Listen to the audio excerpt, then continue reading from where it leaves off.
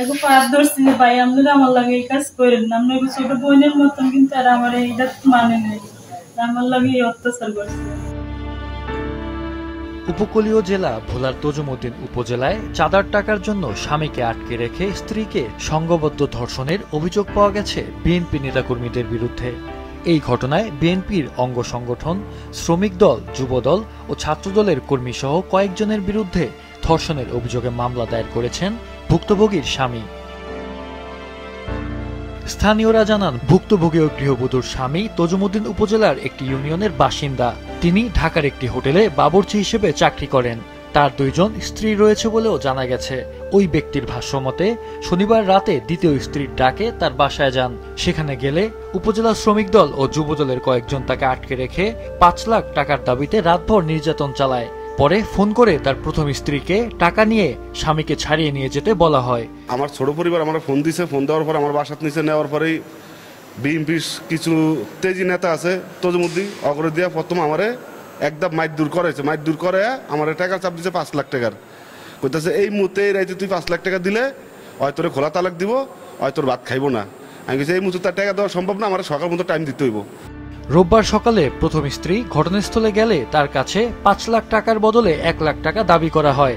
টাকা দিতে রাজি না হওয়ায় ওই ব্যক্তিকে পাইপ ও রড দিয়ে ফের বেদম মারধর করা হয়। এক পর্যায়ে দুপুরের দিকে তাকে ওষুধ খাওয়ানোর কথা বলে বাড়ি থেকে সরিয়ে তার প্রথম স্ত্রীকে কয়েকজন মিলে গণধর্ষণ করেন। ভুক্তভোগী চিৎকার করলে আশপাশের বাড়ির নারীরা দরজা জানালা খুলতে চেষ্টা করেন, কিন্তু তাকে রক্ষা করতে পারেননি।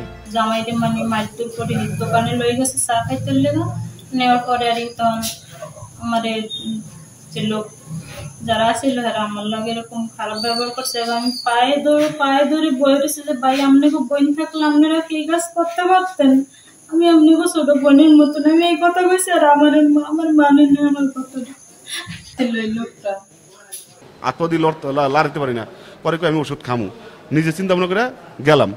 যাওয়ার পরও পড়াই মনে হয় আমি 40 মিনিট পড়াইছি। চাও খাইতে যায় আমার বউর লগে জোর কইরা শারীরিক সম্পর্ক কইরা, এমনকি মুখ চাইপা বাইন্দা উন্না দিয়া আরেকজনের মুখ চাইপা রাখছে। আমার বউর লগে খারাপ কাজ করছে। ভুক্তভোগী দম্পতি বলেন, সন্ত্রাসীরা এ ঘটনা কাউকে না বলার শর্তে তাদের ছেড়ে দেন। এরপর থেকে দলবদ্ধ ধর্ষণের শিকার ও গৃহবধূ গ্রামে ফিরে 2 বার আত্মহত্যার চেষ্টা করেন। অবশেষে ভুক্তভোগী ওই গৃহবধূর স্বামী 999-এ ফোন দিয়ে পুলিশে খবর দেন। সোমবার পুলিশ এসে তাদের অভিযোগপত্র গ্রহণ করে। তুই লঞ্চ উঠবি তাও তোর কলিজাটা লগে থাকবো না, আর তোর বাপ মা যে বাড়িতে থাকবো তাও তোর সুযোগ থাকবো না। তখন আমি মুচিবাড়ি কোনাতে বৈশা নিজেটা নিজেই ত্রিপলের ফোন দিয়া আইন না আমি থানাত গেছি। সুস্থ একটা বিচার চাই, সুস্থ একটা বিচার। যে আসামি কি হলো আমার সাথে এরকম করছে, আমার পরিবার লগে এরকম করছে। সোমবার রাতে ভুক্তভোগী ওই গৃহবধূর মেডিকেল পরীক্ষা শেষে ভোলা জেনারেল হাসপাতালে ভর্তি করা হয়। এ সময় তিনি অভিযুক্ত আসামিদের শাস্তি দাবি করেন। বিচারটা চাইতেছি যারা আমার উপরে অত্যাচার করছে তাদের এটা সঠিক বিচার চাই। এই ঘটনায় অভিযুক্ত তজুমুদ্দিন উপজেলা শ্রমিক দলের যুগ্ম সম্পাদক ফরিদ উদ্দিনকে আজীবনের জন্য বহিষ্কার করা হয়েছে। তবে যুবদল কর্মী আলাউদ্দিনের ব্যাপারে কোনো খবর পাওয়া যায়নি। পাশাপাশি তজুমুদ্দিন ডিগ্রি কলেজ ছাত্র দলের আহ্বায়ক মোহাম্মদ রাসেল ও যুগ্ম আহ্বায়ক জয়নাল আবেদিন সজীবকেও সাংগঠনিক পদ থেকে অব্যাহতি দেওয়া হয়েছে। নির্যাতন ও ধর্ষণের ঘটনার প্রতিবাদে মঙ্গলবার বিকেলে তজুমুদ্দিনে মানববন্ধন করেছে বিএনপি ও তার অঙ্গ সংগঠনগুলো। আমার জয়েন্ট সেক্রেটারি মোহাম্মদ ফরিদ এই ঘটনার সাথে সংশ্লিষ্ট যখন সংবাদ পেলাম, সাথে সাথে জেলা শ্রমিক দলের সাথে তজুমুদ্দিন উপজেলা বিএনপির সাথে যোগাযোগ করে দ্রুত তাকে গতকালই সকল কিছু সবার সাথে যোগাযোগ করে জেলার সাথে উপজেলার সাথে যোগাযোগ করে সাথে সাথে তাকে বহিষ্কার করলাম। যারা যারা ধর্ষণের সাথে জড়িত আছে দ্রুত তাদেরকে গ্রেফতার করে আইনের আওতায় এনে সর্বোচ্চ শাস্তি কামনা করছি। তজুমুদ্দিন থানার ভারপ্রাপ্ত কর্মকর্তা জানান, এই ঘটনায় ঝর্ণা বেগম নামে দ্বিতীয় স্ত্রীকে আটক করা হয়েছে। বাকি আসামিদের গ্রেপ্তারের পাশাপাশি ঘটনার মূল রহস্য উদ্ঘাটনের চেষ্টা চলছে।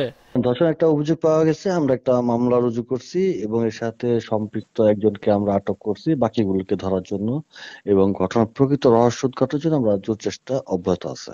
ভুক্তভোগী পরিবারের দাবি, তাদের উপর যে বর্বর নির্যাতনের ঘটনা ঘটেছে তা যেন আর কারোর সাথে না হয়, তাই দোষীদের দ্রুত বিচার চান তারা। মাহফুজুল হাসান, মাছরাঙা নিউজ ডেস্ক।